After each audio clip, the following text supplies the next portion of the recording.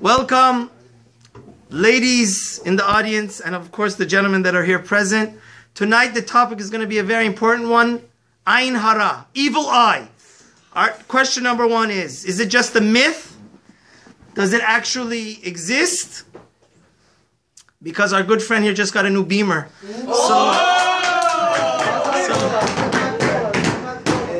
And this week's parsha about Yosef. Yosef, we're going to learn, the evil eye cannot affect him. So first, the evil eye, is it just some folk tradition, or is it an actual thing that we have to be concerned about? How does it work, and how do we get protected from it? So I don't want to burst your bubble or make you paranoid, but there's no question that the evil eye, Ayin Hara, exists. What does it mean, Ayin Hara? There's the Talmud. Please look this up for those that are more advanced and academic. Talmud Bava Metzia, page Kuf Zayin 107. B. It says over here, the Talmud explains, it says that one of the blessings that God gives us, he says, any sickness that he gave us in Egypt, kol choli, any sickness he's going to take away from us. So look at the Talmud. The Talmud says this is talking about what? Ayin Hara. That when we're blessed by God, when God gives us the ultimate blessing because we're close to Him, even the evil eye is not going to affect us. And this, listen to this. I got news for you. Rav, Rav and Shmuel, one of the two greatest people of Talmud, that almost every page of the Talmud, their name is in it, is Rav and Shmuel. They were chavrutot. Rav says he once went to a graveyard, to a cemetery, and he had Kabbalistic powers. He was able to see what was the reason everybody died. And listen to this. Out of every 100 people, 99 people died prematurely because they had gotten the evil eye. So there's absolutely no question. The Zohar, the Talmud, all of Jewish text is full of this idea of Ayin Hara, the evil eye. And not only does it exist, but it affects 99% of us. And Rav did a Kabbalistic test in a cemetery, and he determined that out of 100 people, 99 should have lived longer, but since they got damaged and harmed by the evil eye, they died prematurely. Now, how does the evil eye work exactly? Ayin Hara works like this. The worst people that get affected by the evil eye, Fariman, is people that are show-offs. Because it doesn't make sense. Why, if I have a very beautiful appearance, the best house on the block, the best Rolls Royce, or the nicest and greatest and latest gadget, why should I get damaged for it? See, basically the way it works is, one of the most prevalent negative attributes a person could have, Daniel, is what? Jealousy. That's why it's one of the 10 commandments, right? No other emotion does God tell us we need to control. Now, what happens is when you have an extraordinary, beautiful house, extraordinary car, and you also shove it down people's throat. Some people, they're modest. They have very special assets, but they don't flaunt it and show it off.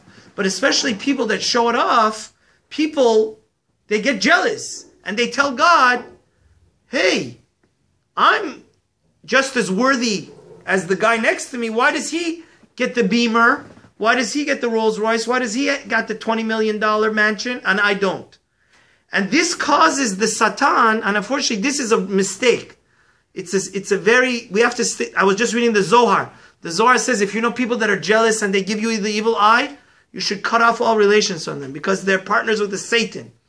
What happens is that the Satan hears this, and he opens up. Guys, guess what? Not only is the FBI have a profile on everybody, especially if you look Muslim, but the Every single one of us has a profile in heaven.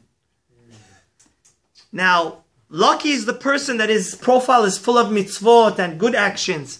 But basically what happens is when we sin, right? And when people give us the evil eye. What does it mean they give us the evil eye? They get jealous of us. The Satan opens our profile. And he says, hey, this guy, does he really deserve that $20 million house? Does he really deserve that $1 million Bugatti car? And if he doesn't, because most of us, we just get it because God is so righteous and gives us, He's so full of doing goodness. But since we had flaunted what we had, the evil eye will take it away from us. And so therefore, the first thing to protect ourselves from not giving the evil eye is modesty. We live in a society of the Kardashians, of Hollywood, where people, all their assets, they want to show it and flaunt it and shove it in your face. This is not the Jewish way. If God has blessed you with extraordinary intellect, which is actually something that's worthy of being jealous of, if God has given you extraordinary muscles or anything, any gift, you should use it and not abuse it. And abusing it is showing it off to people, flaunting it, and making other people feel inferior. Because when you do make other people feel inferior, the Satan brings your profile to God, right? Because God hears everybody that has a broken heart, right? Somebody cries out to God. He says, why does he have to have the greatest and latest stuff and not me? The Satan brings your profile to God, and God says, hey, he's done so many mistakes and sins, maybe we should take away a few of the stuff, right? So in order not to inject this mechanism, we should not flaunt. But I want to deal with this week's Parsha. This week's Parsha talks about who? Jacob blessing all his children. And guess who has the best blessing? Yosef. And it says, Ben Porat Yosef, Ben Porat Ale Ayin, Benot Saada Ale Shur. You know what that means? Yosef was one of the most handsome people of all time. Even GQ doesn't do him justice. Yosef was, and what does it mean, Ben Porat Yosef? Yosef was so awesome in his looks and his attractiveness that the Egyptian women used to jump on top of, climb the walls of their courtyard to glance on, just look at him.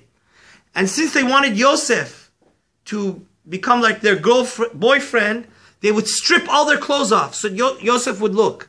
But do you know why Yosef has this extraordinary power? That the evil eye can never damage Yosef? You know why? Yosef was always pure. And he would never even glance at these women. He would look where? Down. That's why the Talmud, again, for those people that want to see the sources, the Talmud in Tractate Berachot, on page 55. So he said that the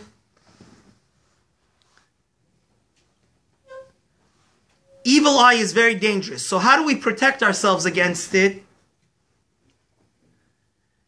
The Talmud says on page 55b in Berachot, Tractate of Berachot, it says if you are worried that you're going into a city where everybody's like low class and they're going to like see you have a very special asset, special thing, they're going to give you the evil eye, you know what you should do?